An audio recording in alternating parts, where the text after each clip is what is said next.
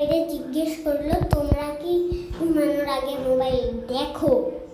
তারপর সবাই বলে না।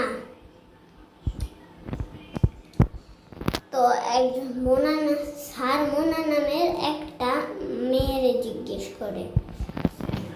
মেয়েটা বলে, আমি দেখি না, আমি খালি আমি বই পড়ি, তারপর 9টার সময় ঘুমিয়ে পড়ি।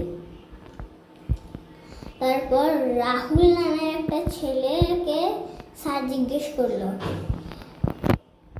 রাহুল এমন কিছু বলল, তার কারণে স্যার পুরো স্কুল থেকে বের করে দিল।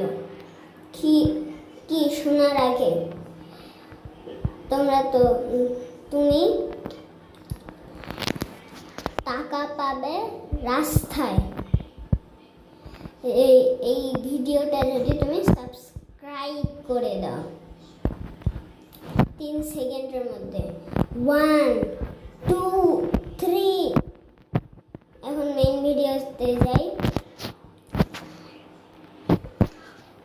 রাহুল বলল, আমার কাছে যদি বই থাকে তাহলে আমি 9টার মধ্যে ঘুমিয়ে যাই। আমার কাছে যদি মোবাইল থাকে আমি 2টার আগে ঘুমাই না।